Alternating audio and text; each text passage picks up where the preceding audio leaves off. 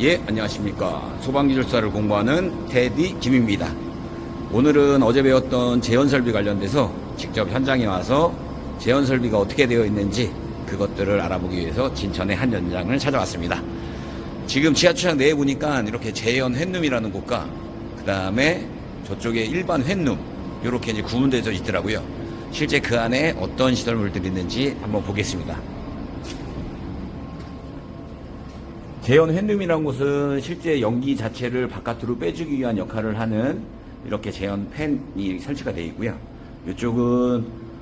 이쪽이가 상시 전기 판넬인데 이쪽으로 연결되어 있는 건 아니고 옆에 보면 적색으로 되어 있는 비상전원 판넬로 제연 횟룸은 연결이 되어 있는 걸 확인할 수 있습니다.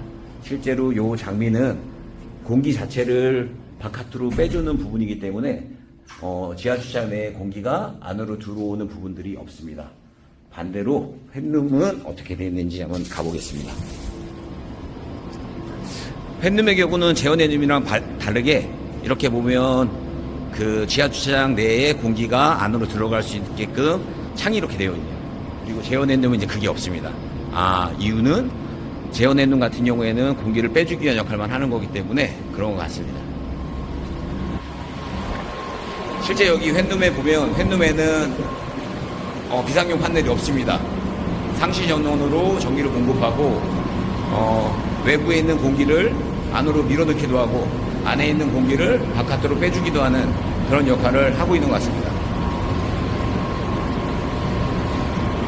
실제로 여기는 지하주차장 내에 있는 공기 자체가 그 공기를 안으로 넣거나 밖으로 해주는 부분이고, 저쪽에 제연 횟룸 같은 경우에는 실제로 이런 부분들이 없는 게 연기를 빼줘야 될 각 층에 그런 이제 구역에 있는 부분들의 연기를 빨아들여서 바깥으로 배출시키거나 하는 덕트로 되고 있는 구조를 갖고 있는 거기 때문에 실제 여기 안에는 저렇게 이제 구멍 자체가 없고 여기에 관련된 부분으로 연결되어 있는 덕트로 인해서 연결이 되는 것 같습니다.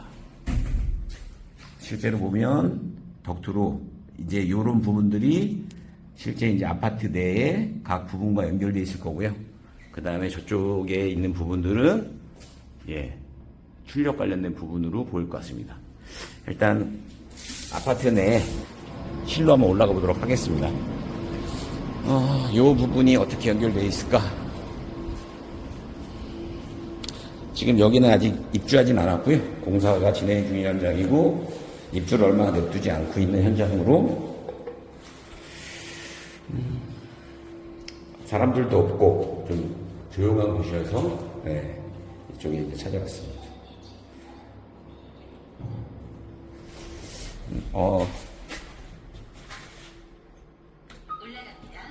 실제로 그 종이에 써져 있는 것들을 보거나 아무리 좋은 것들을 들어도 실제로 눈으로 보고 어떤 것들이 되어 있는지 확인하는 것들이 조금 더 머릿속에 오래 남고 되어 있는 부분인 것 같아서 이렇게 현장을 찾아갔고요.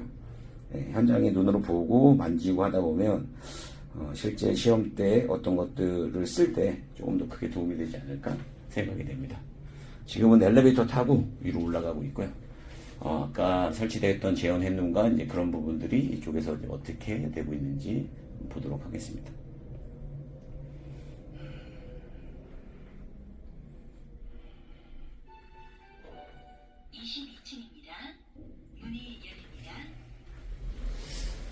엘리베이터실 안에 보면 계단실에 어떻게 보면 계단실 내에 이쪽 실과 이제 차압을 유지해서 뭔가를 하기 위해서 여기 보면 이렇게 방화 댐퍼라는 것들이 설치가 되어 있습니다.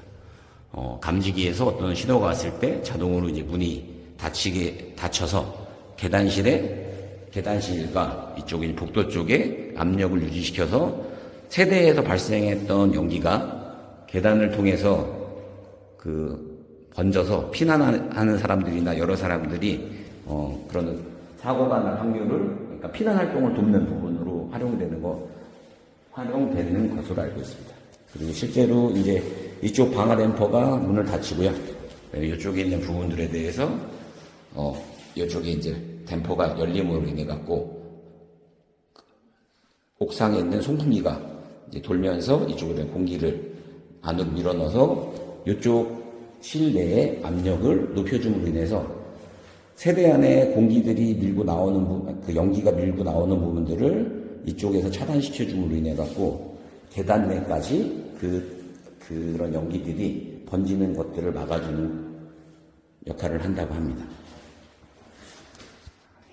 이상으로 영상을 마치도록 하겠습니다.